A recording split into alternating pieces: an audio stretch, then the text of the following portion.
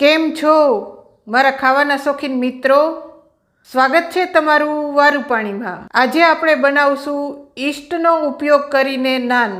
East વગરની નાનનો પણ મેં વિડીયો શેર કરેલો છે, જેની લિંક હું ઉપર આઈ બટનમાં અને નીચે ડિસ્ક્રિપ્શન બોક્સમાં આપી દઈશ, ત્યાંથી તમે જોઈ શકો છો। તો આજે આપણે ઈસ્ટનો ઉપયોગ કરીને ખૂબ જ સોફ્ટ અને ટેસ્ટી નાન બનાવશું। તો જોઈએ એની રેસીપી।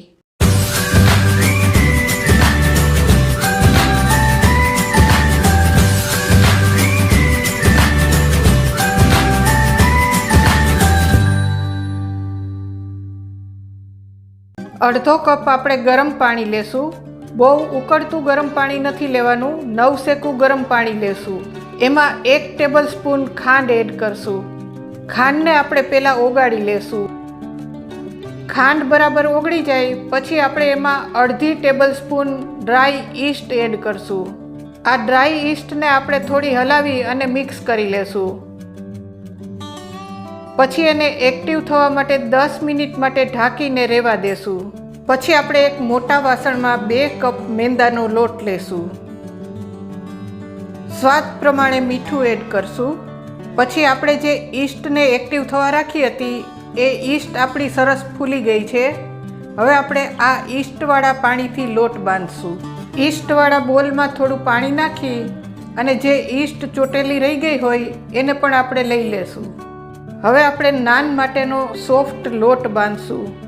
આપણે જે રોટલી માટેનો લોટ બાંધતા હોઈએ એના કરતાં પણ પોચો લોટ બાંધવાનો છે।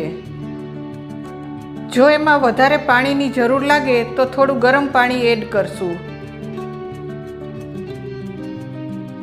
આપણો લોટ બંધાઈ ગયો છે। હવે આ લોટને આપણે કન્ટિન્યુ 10 મિનિટ સુધી મસળી અને સોફ્ટ બનાવશું। એના માટે મેં 2 ચમચી તેલ લીધું છે। આપણે તેલવાળો હાથ કરતા જશું અને લોટને મસળતા જશું। આ 2 ચમચી તેલ આપણે આમાં વાપરી નાખવાનું છે। લોટને મસળીને આ રીતે સરસ સોફ્ટ બનાવી લીધો છે। પછી એક બોલ લીધું છે, એમાં મેં તેલ લગાવી લીધું છે। એમાં આપણે આ લોટને મૂકી દેશું। લોટની ઉપર પણ થોડું તેલ લગાવી લેશું। પછી એને ઢાંકી અને 1 કલાક માટે રહેવા દેશું। 1 કલાકમાં આપણો લોટ ફૂલીને ડબલ થઈ જશે। 1 કલાક પછી આપણે એને ખોલશું। આપણો લોટ ફૂલીને ડબલ થઈ ગયો છે। ડીશમાં પણ લોટ ચોંટી ગયો છે।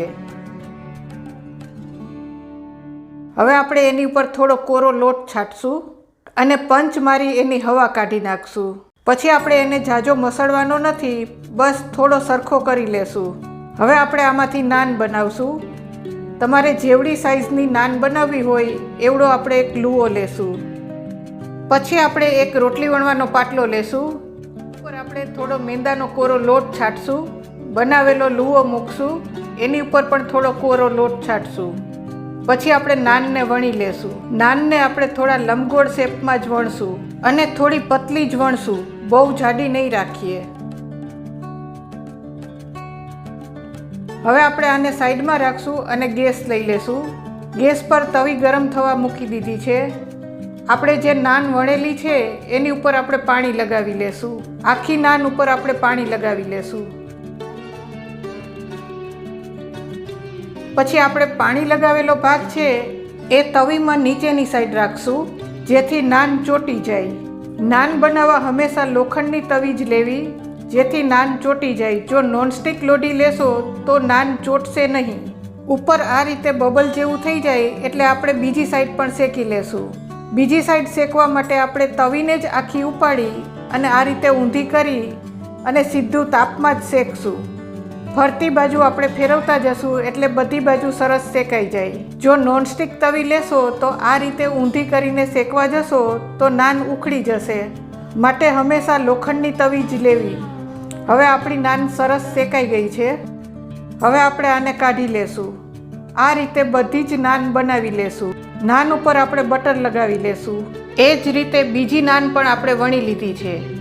નાન ઉપર આપણે ભીનો હાથ કરી અને આખી નાન ઉપર પાણી લગાવી દેશું। પછી જે પાણી લગાવેલો ભાગ છે એ તવીમાં નીચેની સાઈડ રાખશું। ઉપર બબલ જેવું થાય એટલે આપણે એને પલટાવી લેશું।